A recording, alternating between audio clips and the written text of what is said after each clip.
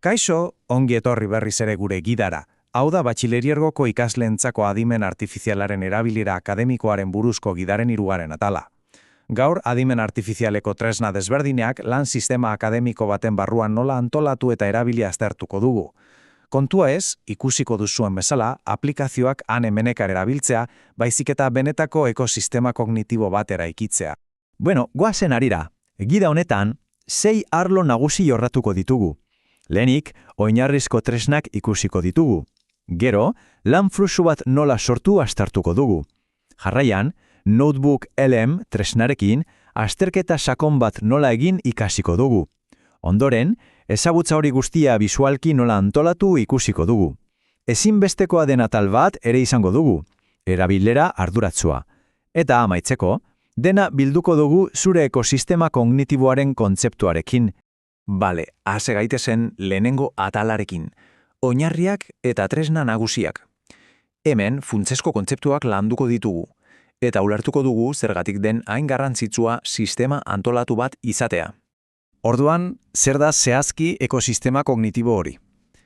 Pentsa dezazue honetan.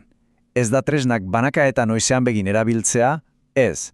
Ekosistema bat sortzea da tresnak desberdinak antolatzea, bakoitzak zeregin zehatz bat bete dezan zure ikasketa prozesuan. Horrela, dena asko segituratuagoa da. Denok ezagutzen dugu ChatGPT, ezta? Bada, ikasketarako oso erabilgarria izan daiteke.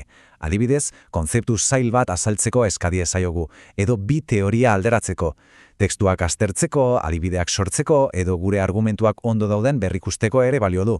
Baina, kontuz emaitza onak lortu nahi baduzu, jakin behar duzu nola hitz egin sistemarekin. Eta hemen daukazue adibide ezin hobea hori ulertzeko. Hizkuntza ereduek asko hobeto funtzionatzen dute argibideak oso argiak eta zehatzak direnean. Azaldu Frantziako iraultza esaten badiozu, erantzun orokor bat emango dizu, agian azalekoa, baina begira zer gertatzen den zehatzagoak garenean. Azaldu kausa ekonomikoak batxilerboko ikasleentzat eta alderatu kausa sozialekin. Hor erantzuna askoz egituratuagoa eta baliagarriagoa izango da. Antolaketa da gakoa, baita hemen ere, pentsa ezazue hizkuntza ereduek elkarrizketa baten testu ingurua gogoratzen dutela. Horregaitik, onena da chat bakoitza gai bakar bati eskaintzea. Adibidez, chat bat historiarako, beste bat filosofiarako.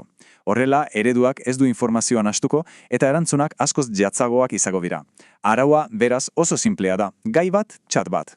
Eta are gehiago, tresna batzuek GPT personalizatuak sortzeko aukera ematen digute. Zer esan nahi du horrek? Bada, argimide iraunkorrak ematen dizkiozula, beti kontuan izan ditzan. Imaginatu berrikusle akademiko bat sortzen duzula, eta beti eskatzen diozula zure tekstuetan arguduaren argitasuna aztertzeko, ambiguotasunak bilatzeko edo egituran akatzik dagoen esateko. Oso ondo, oinarriak ikusi ditugu. Orain goazen bigarren atalera, eta ikus dezagun nola konbinatu ditzakegun tresna hauek lanfluju egituratu batean. Gogoratu, adimen artifiziala ez da tresna bakarra funtzio desberdinak dituzten sistemen multzo bat baizik. Lan akademiko batek normalean hainbat fase ditu. Adibidez, lehenengo fasean, ulermen fasean, hizkuntza eredu bat erabili dezakegu kontzeptuak argiteko. Gero, ikerketa fasean, tresna espezializatuagoak beharko ditugu iturri fidagarriak topatzeko. Eta azkenik, lanketa fasean, adimen artifiziala erabili dezakegu idatzi dugun testua berrikusteko eta hobetzeko. Eta horretarako, Perplexity edo Consensus bezalako sistemak oso interesgarriak dira. Zergatik, bada bereziki dokumentu zientifiko eta akademikoetan informazioa bilatzeko diseinatuta daudelako. Hauek ez dute erantzun bat asmatzen ez, haiek egiten dutena da zure galderarekin lotutako benetako iturriak eta referentziak aurkitzen. Oso potentea da. Baina gogoratu beti, tresnak iturria ematen dizu, baina zure lana da ura irakurri eta fidagarria dela egiaztatzea. Goazen hirugarren atalera. Hemen tresna oso espezifiko eta indartsuat aztertuko dugu. Notebook LM. Tresna honen berezitasuna da ez duela ezagutza orokorrarekin lan egiten, baizik eta zuk ematen dizkiazun dokumentuak soilik aztertzen dituela. Netbook beraz, adimen artifizialeko aplikazio bat da. Zure materialekin zuzenean lan editeko aukera ematen duena. Horrek esan nahi du galderak erantzun, laburpenak egin edo ideiak aztertu ditzakela. Baina beti eta diot beti zuk sisteman sartu dituzun tekstuetan oinarrituta. Horregatik da inbaliatzua lan akademikotarako. Bale, baina zertarako balio du honek praktikan? Pensa, tekstu luze eta konplexu bat ulertzen lagundi ezazuke ideia nagusiak ateraz. Edo hainbat dokumenturen arteko harremanak aztertzen, adibidez, bi autore desberdinen ideiak alderatuz. Eta noski, zure lanak edo aurkezpenak prestatzeko eskema bat sortzen lagundi ezazuke. Notebook erabiltzea nahiko erraza da benetan. Lehenik lan eremue odo kuaderno bat sortzen duzu gai bakoitzarako. Bigarrenik material garrantzitsurak gehitzen dituzu. Adibidez, PDF-ak. Hirugarrenik behin dokumentuak barruan daudela, tresnarekin hitz egiten hasten zara, galderak eginez. Eta azkenik, tresna bera erabili dezakezu edukia esplorateko, gai errepikakorrak edo funtsezko kontzeptuak identifikatzeko. Baina adi eta hau oso garrantzitsua da, notebook LM-ren helburua ez da zure ikasketa prozesua ordezkatzea, ez, bere helburua material konplexuak ulertzen laguntzea da. Laguntza bat da, ez ordezko bat. Tresnak ez du jatorrizko testua irakurtzetik salbuesten, eta sortzen duen edozein eduki zuk berrikusi behar duzu beti. Goazen laugarren atalera. Informazioa bilatu eta aztertu dugu, baino orain zer? Antolatu egin behar da, ez da?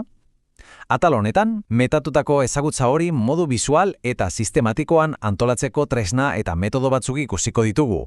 Hemen bi tresna mota nabarmenduko ditugu, biak oso baliagarriak. Alde batetik Notion bezalako sistemak ditugu.